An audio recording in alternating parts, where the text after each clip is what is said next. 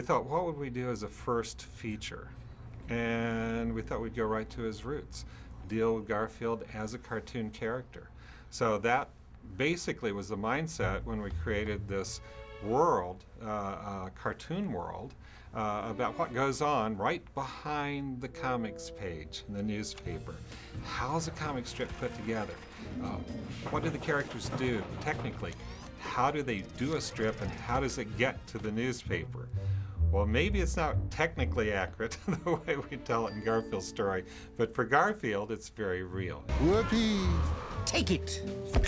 It's a wonderful world, and it's bright, and it's funny, and it's just behind the comics page. And the interesting part is, you can see the comic strip, you can see their product, but they can see you. They can look right through the comic strip and see the readers and see how the readers react to their feature. So they're in the entertainment business. So they perform every day.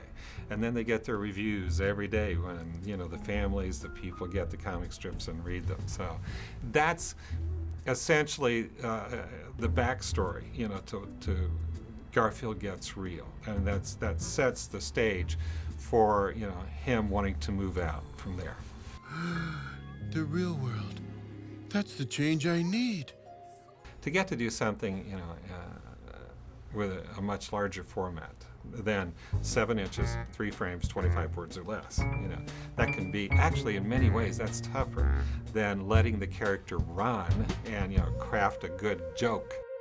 The one thing most similar about doing the comic strip and writing a movie is that I still use the same mindset, and that is, it's almost like a working meditation.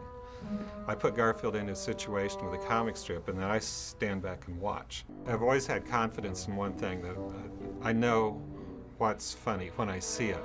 And so when Garfield does something funny, I can spot that, and I go, that will make people laugh. And so I basically take dictation. So I create a very real vision in my head, an image, and then I watch it. And when it makes me laugh, then I basically sketch it out, because I see him as well as hear him. So I sketch it out very quickly, and I know that'll make other people laugh. Get set, leap! Same way with the movie. Okay, he's growing up now in cartoon world, and he's living in a little cartoon house with John and Odie. They were easy to visualize because I've always had him in that house. But where did they go to work? How did they get there? And so I just watched. And when they did something, then I wrote it down. Good afternoon, folks. Who are these guys? I don't see them on the list. See the resemblance? Hey, they do kind of look like them. That's because it is me. We also work with Davis Entertainment, who has been great help with Brian Manis, producer of our theatrical releases. Has a great sense of story, and has been very instrumental in helping me with the treatments and you know, the various stages of the scripts to help see that Garfield follows, you know, a good solid story arc, so that the completed, you know, movie, you know, really does tell a good, compelling story.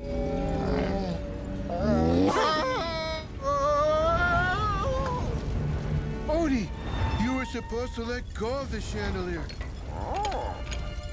Garfield, swing to the main staircase. We'll grab you there. Come on, Odie. We've got a cart to catch. John Davis he's distant relation. Actually, no, but he could be. He's another guy who is very easygoing. He always has about, 8 movies going at the same time. He's one of the busiest producers in Hollywood. This is a little bit of a new direction going into animation. He's always worked in live action so much. But he has a young family himself, and he wanted to entertain families. He wanted to move more into that arena because he wants to make his own kids laugh, you know, or enjoy the movies. And so his heart's in it.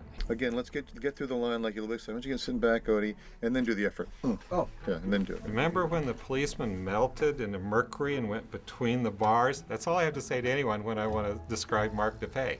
He wrote the code. He did the animation. That never existed before Mark DePay created that scene.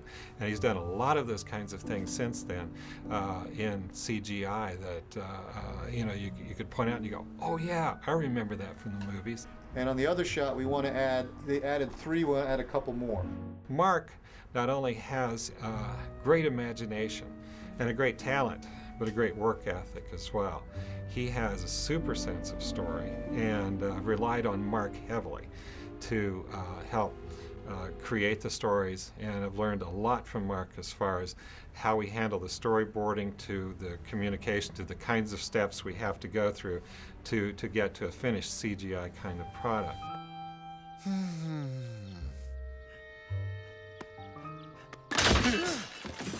Our motto is, if we take care of the cat will take care of us. So our interest is saying that he remains viable, entertaining, and that he stays true to, making people feel better.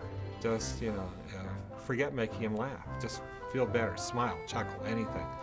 And if he continues to do that, we know all good things will come, from the fact that people enjoy what he has to say and do.